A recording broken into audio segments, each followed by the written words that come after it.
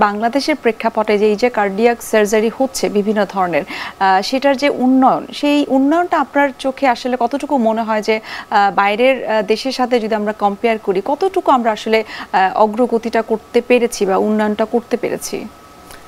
বাংলাদেশ তো অ্যাকচুয়ালি গত 20 বছর থেকে 25 বছর থেকে যে কার্ডিয়াক সার্জারি আমরা শুরু করেছি, যে 1985 সালে বাংলাদেশে শুরু করি আমরা, সেই তুলনায় আজকের প্রেক্ষাপটটা অনেক ভিন্ন। এখন বাংলাদেশের সব সেক্টরে যেমন উন্নতি হচ্ছে, কার্ডিয়াক সার্জারি সেই উন্নতিটা অবশ্যই এটা ধরতে হবে, চোখে পড়ার মতো। আমরা পিছিয়ে নেই, অন্যান্য সেক্টর যে উন্নতি করছে। এখন আমরা যখন শুরু করি তখন আমরা শুধু হার্টের ছিদ্র, এএসডি, জন্মগত হৃদরোগের অপারেশন দিয়ে শুরু করছি, আমরা বাইপাস সার্জারি করছি, কিন্তু এখন আমরা সব ধরনের অপারেশন করতে পারছি। মিনিমাল ইনভেসিভ কার্ডিয়াক সার্জারি পর্যন্ত আমরা করতেছি, আমরা হাইব্রিড প্রসিডিউর করতে পারতেছি। কেমন হাইব্রিড প্রসিডিউর মানে হচ্ছে ইন্টারভেনশন কার্ডিওলজিস্ট, রেডিওলজিস্ট এবং কার্ডিয়াক সার্জন মিলে। হ্যাঁ, আমরা যেমন একটা মনে করেন একটা মানুষের ভাল্ব রিপ্লেসমেন্ট, আগে শুধু আমরা ওপেন হার্ট সার্জারি করে করতাম, এখন 70, 75, 80 বছর বয়সী একটা মহিলা, তার হার্টের ভাল্ব বদলানো লাগবে, হয়তো জীবনের আয়ু বেশি দিন তার নেই, তারপর আমরা তার ভাল্ব বদলাতে পারছি মিনিমাল ইনভেসিভ প্রসিডিউরে, যেটা বলে আমরা ট্রান্সক্যাথেটার, যে রুট দিয়ে আমরা অ্যানজিওগ্রাম করি সেই রুট দিয়ে আমরা ভাল্ব চেঞ্জ করতে পারি। সেটা উন্নতি নয় কি? বাংলাদেশের অনেক উন্নতি হয়েছে।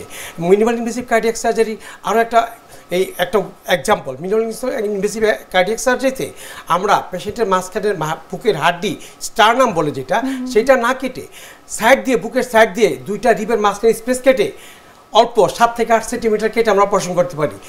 এই যে এজ এ রেজাল্ট, রোগীরা তো অনেক অল্প দিন হাসপাতাল থাকা লাগে, আইসিইউতে স্টে কম, এবং খুব তাড়াতাড়ি সুস্থে বাড়ি ফিরে যেতে পারে, তারা 1 মাসের মধ্যে কাজে ফিরে যেতে পারে। অথচ এগুলো আমরা আগে করতে পারিনি। এক্ষেত্রে কিন্তু অনেকেরই ধারণা ছিল যে আসলে বাংলাদেশে মিনিমাল ইনভেসিভ যে সার্জারিগুলো রয়েছে সেটা আসলে বাংলাদেশে সম্ভব না। এই ধরনের সমস্যা হলেই কিন্তু তারা পার্শ্ববর্তী দেশগুলোতে চলে যায় সার্জারির জন্য। এটা দুইটা কারণ, মানুষের অজ্ঞতা একটা, আমরা হয়তো ভালো করে প্রচার করতে পারছি না। আর একটা জিনিস হলো, মানুষ অ্যাকচুয়ালি আপনি দেখেন মানুষের টেন্ডেন্সি কি জানেন? আমি একটা টেন্ডেন্সি খেয়াল করি মানুষের।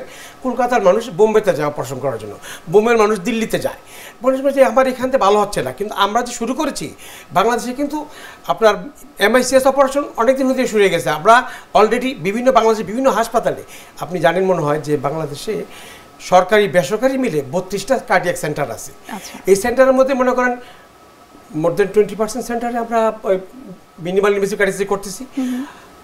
বাংলাদেশ মেডিকেল ইউনিভার্সিটি, যে XPG হাসপাতাল, আমরা ওখানে করি। আমরা সেখানে আমরা করি যন্ত্রপাতি ছাড়া কিছু কিছু অপারেশন করি, যেমন হার্টের ছিদ্র, ASD, ভেন্টিকুলার সেপ্টাল ডিফেক্ট ছিদ্র, আরেকটা VSD। এই অপারেশনগুলো আমরা কিন্তু আমরা মিনিমাম ইনভেসিভ করতে পারতেছি।